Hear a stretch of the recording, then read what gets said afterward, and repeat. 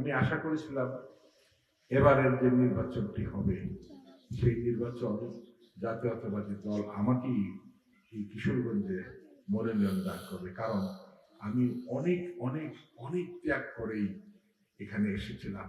আমার জীবনের সবচেয়ে সুন্দর এবং মূল্যবান সময় আমি এখানে দেওয়ার পরেও এবার কিন্তু দল কি কারণে আমাকে মনোনয়ন এখন পর্যন্ত দেয়নি। এখানে যদি বিএনপির কেউ আইসা রাজনীতির বক্তব্য দিতে পারে, তাহলে আমরা কেন আল্লাহর কোরআন থেকে কথা বলতে পারবো না?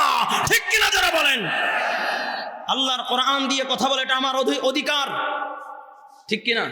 যেহেতু আল্লাহর কোরআন শিখেছি, এটা বলতেই হবে। রাসূল বলেছেন বাল্লির, পৌঁছাও।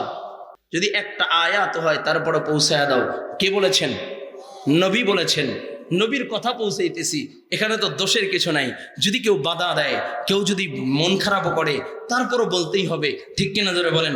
17টা বছরেই তো কণ্ঠকে চেপে রাখতে পারে নাই, 17টা বছর তো জেলখানায় বন্দি করে রাখতে পারে নাই, 17টা বছর তো এই মাইকের সুইচ বন্ধ করে রাখতে পারে নাই। আল্লাহর কোরআনের কথাও হয়েছে, ঠিক এই কোরআনের ওয়ালাদের হুঙ্কারের কারণেই বাংলা ছাড়তে বাধ্য হয়েছে, ঠিক কিনা যারা বলেন? আমার হাতে এই যে বইটা দেখতেছেন, এটা কি? জোরে বলেন। কোরআনুল কারীম। এই কিতাবটার দাম আছে? দাম আছে নি? কেমন দাম? সর্বশ্রেষ্ঠ। এই কোরআনুল কারীম যদি কেউ পড়ে, সে ডাইরেক্ট আল্লাহ তাআলার সাথে কথা বলে, ঠিক কিনা জোরে বলেন? আচ্ছা, এই কোরআনুল কারীমকে যদি কেউ নষ্ট করতে চায়, কোরআনুল কারীমকে যদি কেউ ধ্বংস করতে চায়, তাহলে কি তাকে আস্ত রাখবেন? কথা বোঝেন? কারণ এটা কার কথা? জোরে জোরে বলেন, কার কথা? এটা কার বাণী? ইন্না নাহনু নাযালনা যিকরা ওয়া ইন্না লাহু লাহাফিজুন। রব বলেন, কোরআন নাজিল করেছি আমি আল্লাহ, হেফাজত করবে কে? জোরে বলেন, আরো জোরে। কিন্তু কোরআনকে যদি কেউ অপমান করে, তাহলে কিছু সহ্য করা যায়? আজকের যিনি প্রধান অতিথি ছিলেন, বীর মুক্তিযোদ্ধা আলহাজ মোহাম্মদ রেজাউল করিম খান চুন্নু সাহেব, কয়েকটি কথা বলছেন, খুব ভালো। তবে আমি এক জায়গায় ব্যথিত হয়েছি, সেটা হলো আলোচক যখন আলোচনা করতেছিলেন, তখন সে কোরআনের আয়াত পড়তেছিলেন। এই আয়াতকে বন্ধ করে স্লোগান দেওয়া হয়েছে। ভালো করে বুঝবেন, আমার মতো এক নয়, দুই নয়, হাজার হাজার কোটি ইমরানকে যদি এক পাল্লায় রাখা হয়, আর কোরআনুল কারীমের একটা আয়াত না, একটা শব্দ না, একটা অক্ষরকে যদি অপর পাল্লায় রাখা হয়, এরপর আল্লাহর কোরআনের দাম বেশি, ঠিক কিনা যারা বলেন? আমি বড় ব্যথিত হয়েছি।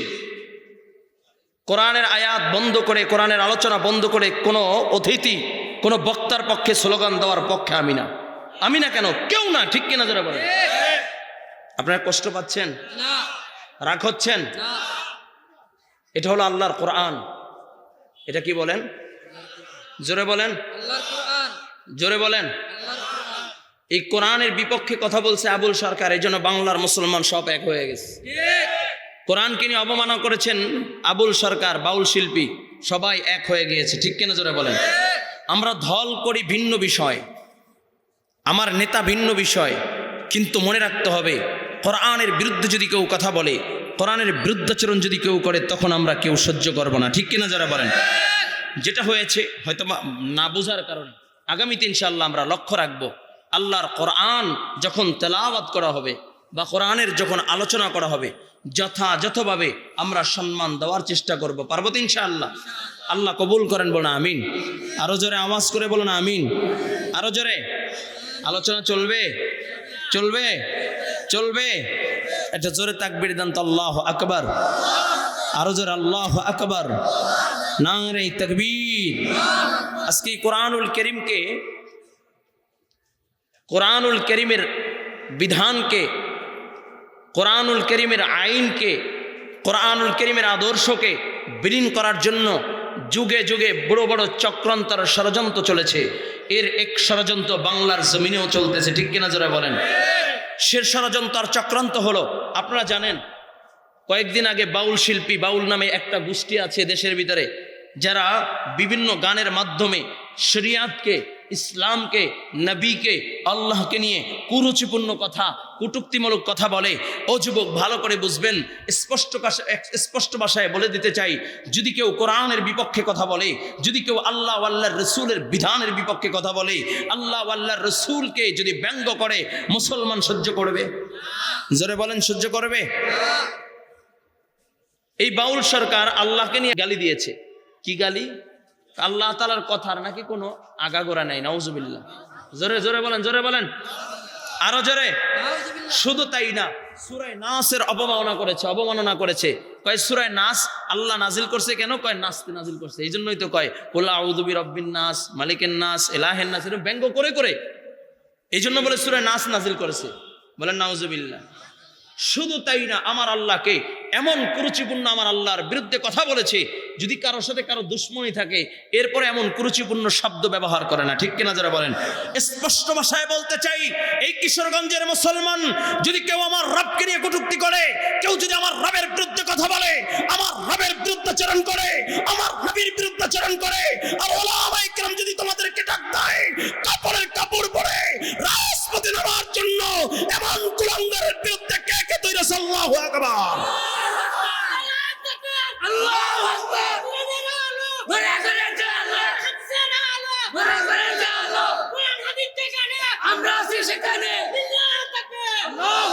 যুবক ভাইরা আমার, স্লোগান চেঞ্জ করতে হবে। স্লোগান পুরান হয়ে গেছে। কি বলেন? স্লোগান পুরান হয়ে গেছে। আমি তো মাঝে মাঝে বলি, ঘরে তো জ্বালায় লাভ নাই, ঘরে যিনি জ্বালাইছে সে মারা গেলে কোরআন শরীফটা আসতে মসজিদে চলে আসে। হুজুর সভাপতি সাহেব কই? সভাপতি সাহেবকে নিয়ে আসেন। হুজুর খুবই দিলওয়ালা মানুষ, মুরব্বী মানুষ।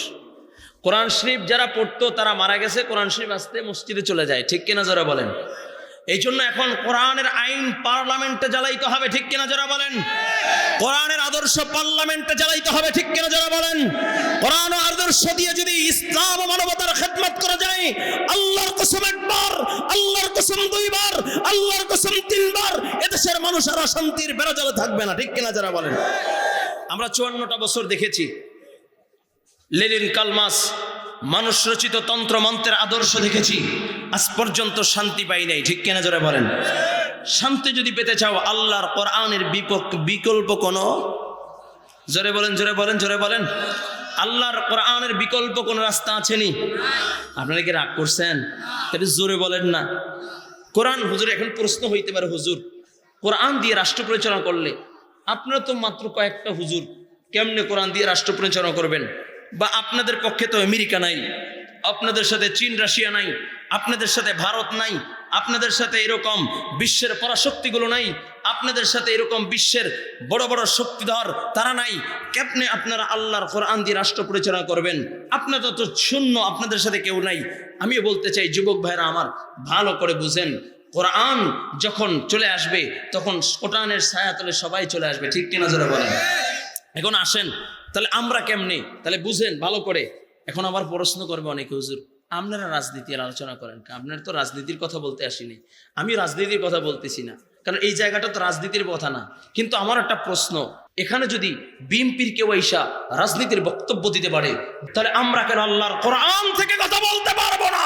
ঠিক কিনা যারা বলেন? আল্লাহর কোরআন দিয়ে কথা বলে এটা আমার অধিকার। ঠিক কিনা? যেহেতু আল্লাহর কোরআন শিখেছি, এটা বলতেই হবে। রাসূল বলেছেন, বাল্লিগ, পৌঁছাও। যদি একটা আয়াত হয় তারপরে পৌঁছায়া দাও। কে বলেছেন? নবী বলেছেন।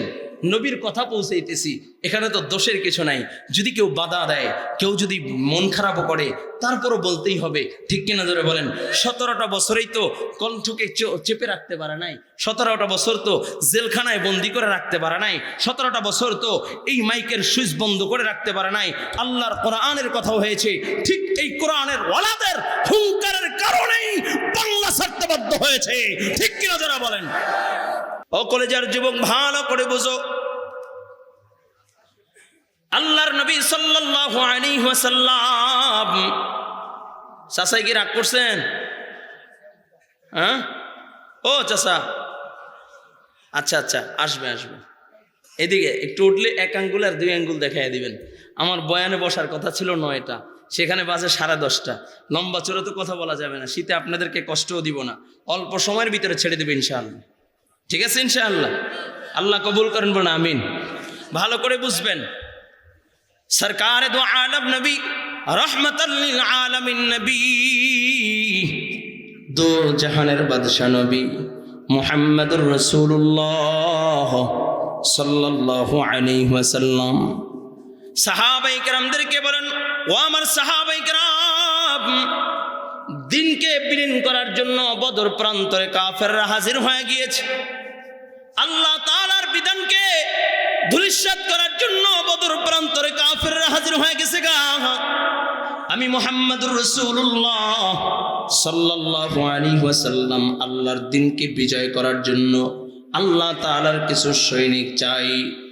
নবী যেই মাত্র ভাষণ দিলেন, নবীর ডাকে সারা দিয়ে 313 জন লাব্বাইক বলে দাঁড়ায় গেলেন। আল্লাহু আকবার। কয়জন কয়জন জোরে বলেন। এইখানে কি 313 জন আছেন নাকি বেশি আছে? ঠিক কিনা জোরে বলেন। এদিকে তাকান, আল্লাহর নবী যখন ভাষণ দিলেন, নবীর ডাকে সারা দিয়ে 313 জন দাঁড়ায় গেলেন। অস্ত্র নাই, তরবারি নাই, ঘোড়া নাই, শূন্য হাত, খালি হাত। কয় অস্ত্র হইল খেজুর পাতার বাকল নিয়ে যখন বদর প্রান্তরে হাজির হয়ে গেছে, আল্লাহর নবী তাকায় দেখেন কাফেররা হাজার সৈন্য নিয়ে দাঁড়িয়ে আছে, মুসলমানদেরকে ধ্বংস করার জন্য তৈরি। এই কলেজের যুবক ভালো করে বুঝো, নবী যখন বদর প্রান্তরে হাজির, আল্লাহর নবী এই দৃশ্য দেখা তাদের অস্ত্রের কোনো অভাব নাই, তরবারির কোনো অভাব নাই, তাদের কোনো সৈন্য সামন্তের কোনো অভাব নাই। এই দৃশ্য দেখা আল্লাহর নবী 2টা হাত আসমানের দিকে উঠায়া দিলেন, ডাক দিয়া বলে, আল্লাহ ওগো মালিক, 313 জন নিয়ে বদর প্রান্তরে হাজির হয়ে গেলাম।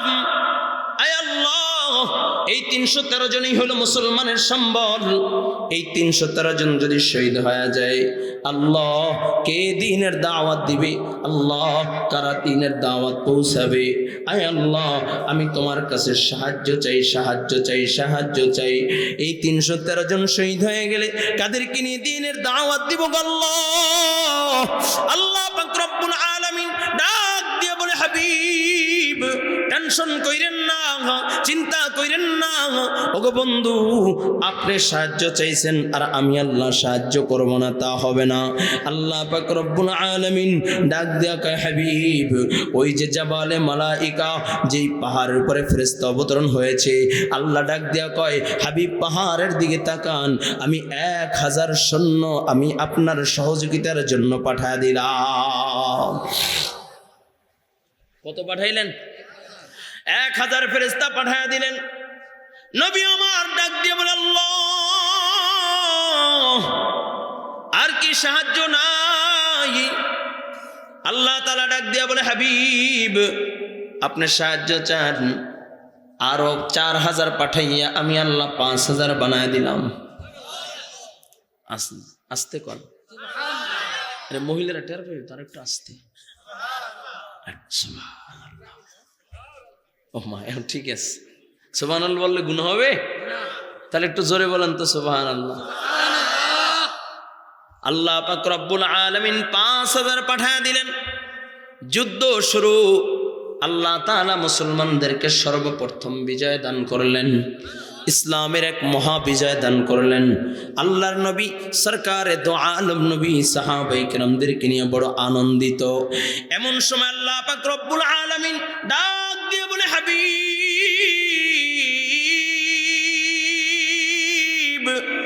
ওগো বন্ধু, আপনি বিজয় লাভ করেছেন, আপনার কি ভাষা আপনি একটু আমাকে প্রকাশ করেন, আপনি কেমন আনন্দিত? রাসূল তার আনন্দিত প্রকাশ করে, আল্লাহ আমি বড় মহা খুশি। আল্লাহ পাক রব্বুল আলামিন কয়, হাবিব আপনি যখন আমার কাছে সাহায্য চাইছেন, আমি শুধু ফেরেশতা পাঠাইয়া ক্ষান্ত হই নাই, স্বয়ং আমি আল্লাহ বদর প্রান্তরে আপনার সহযোগিতার জন্য হাজির হয়ে গেলাম। ওরে জিল্লায় বলেন আল্লাহু আকবার। এক কলেজের যুবক, এই জন্য আমরা বলি আমাদের সাথে ইউরোপ আমেরিকা নাই, আমাদের আমাদের সাথে চীন রাশিয়া নাই, আমাদের সাথে বিশ্বের বড় শক্তিগুলো নাই, কিন্তু আমাদের সাথে একজন আছেন। তিনি কে? জোরে আওয়াজ করে বলো তিনি কে? আরো জোরে মুমিনের আওয়াজে বলো তিনি কে?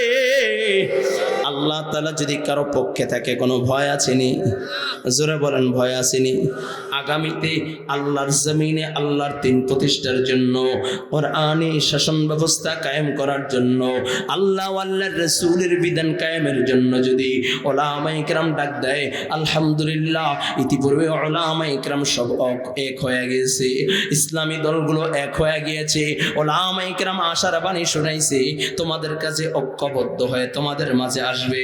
উলামায়ে কেরাম যদি আল্লাহর দিনকে বিজয় করার জন্য তোমার কাছে আসে, ওই দিন কৃপণতা করব না, বাপদাদার আদর্শের দিকে তাকাবো না, আল্লাহর কোরআনের আদর্শের দিকে তাকাইয়া উলামায়ে কেরামের সাথে কে কে থাকবে? আল্লাহু আকবার।